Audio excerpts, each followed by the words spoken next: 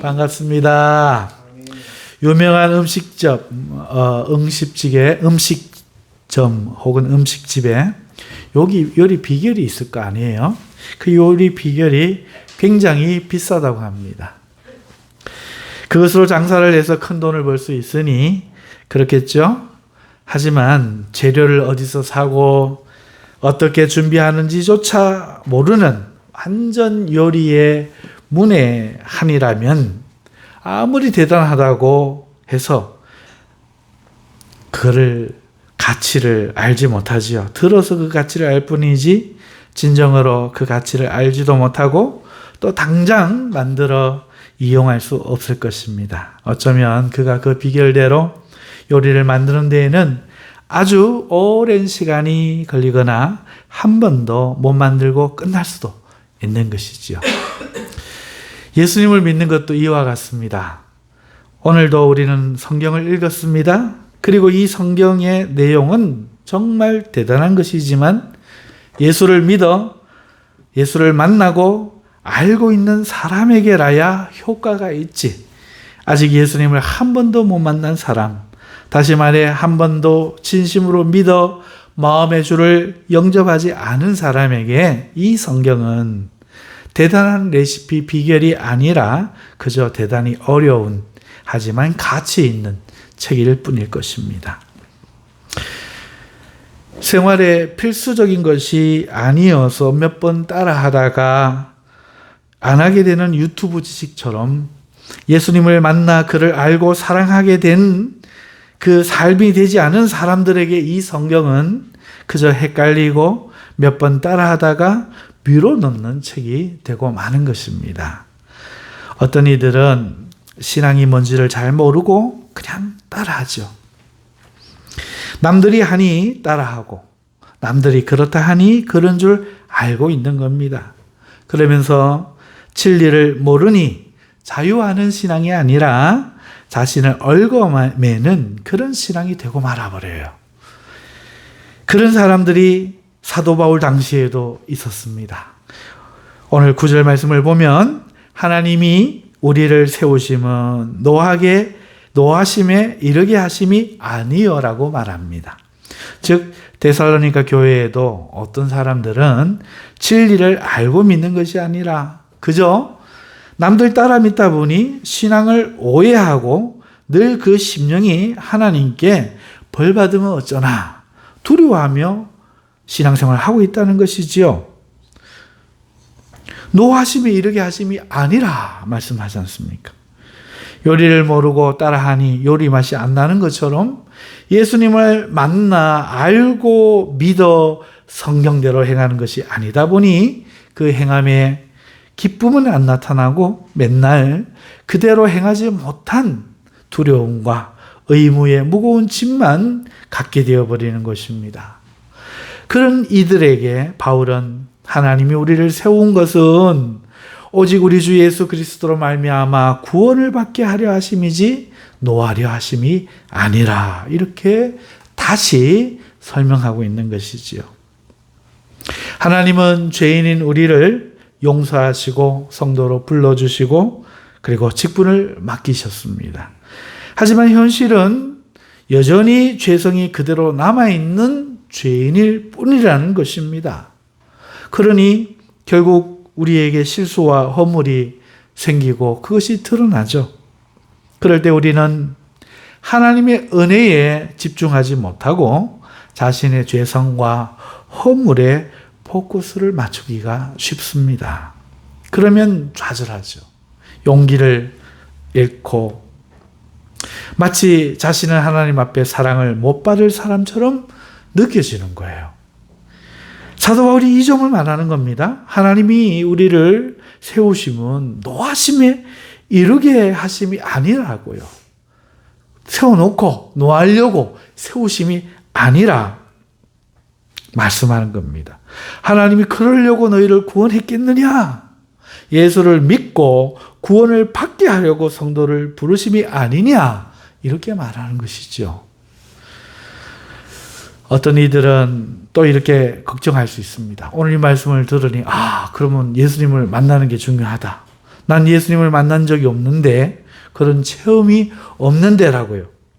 여러분 아십니까? 예수님 한 번도 나를 너희가 만나야 한다 이렇게 말씀하신 적이 없어요. 우리 신앙의 목표가 주님을 만나는 것이라 안 하셨죠. 예수님이 말씀하신 것은 우리가 그를 믿어야 한다는 것 하나뿐입니다. 믿는 것이 그를 만나는 거예요.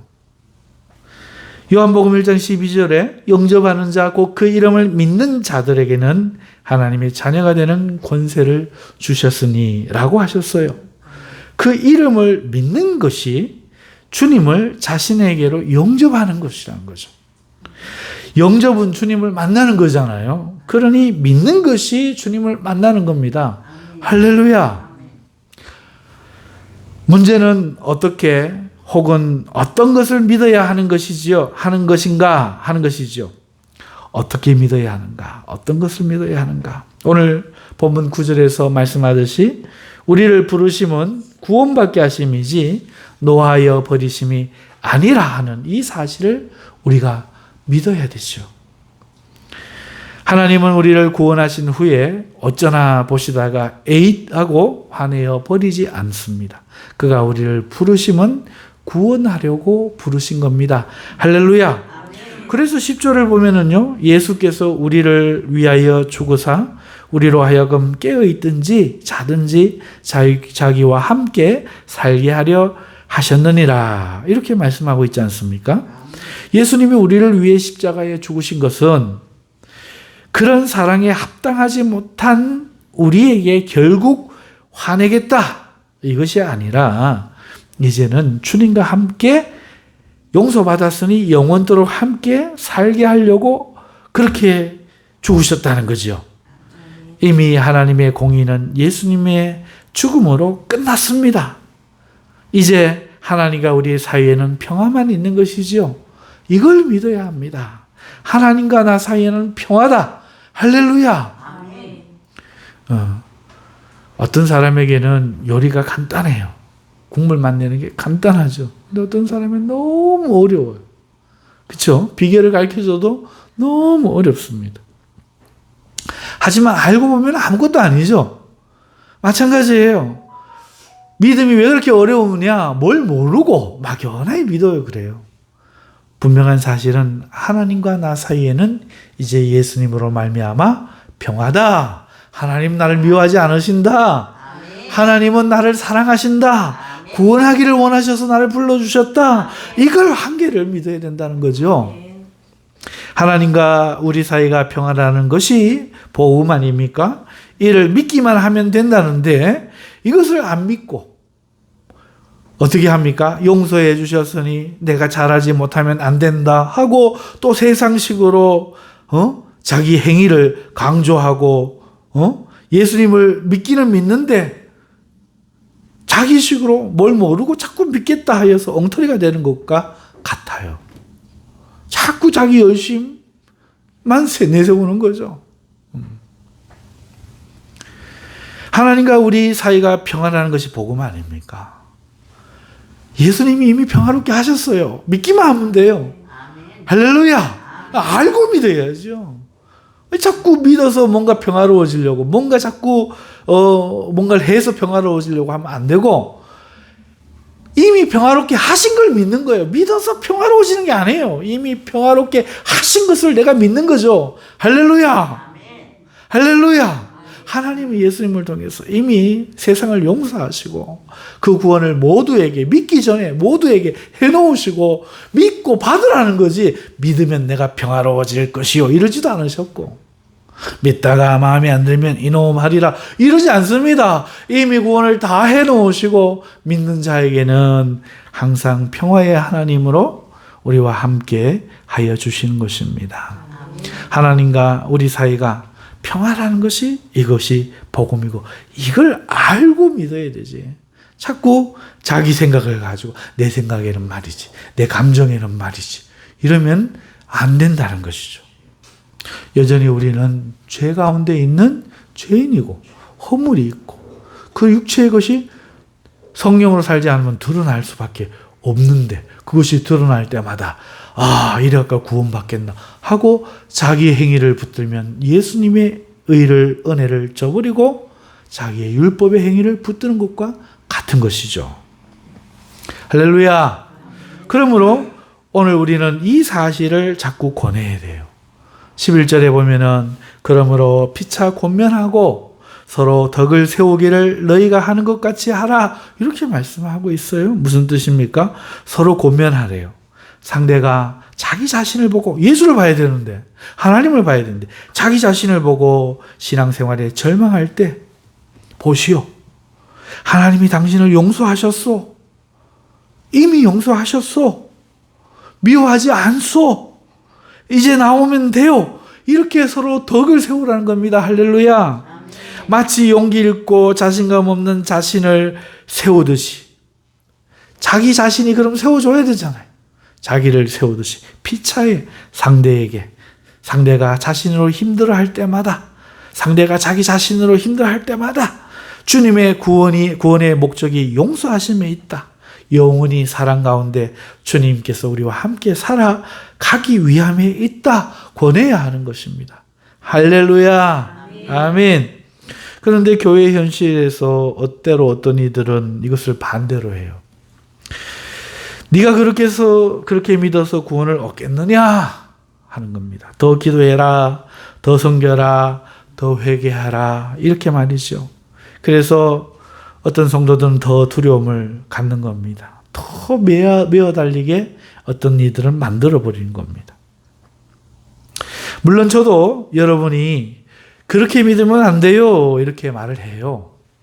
하지만 제가 외치는 것은 더 행위가 있어야 한다는 것이 아니라 자신을 믿으면 안 되고 어떠한 경우든지 자기가 어떻든지 간에 하나님을 믿어야 한다고 외치는 겁니다.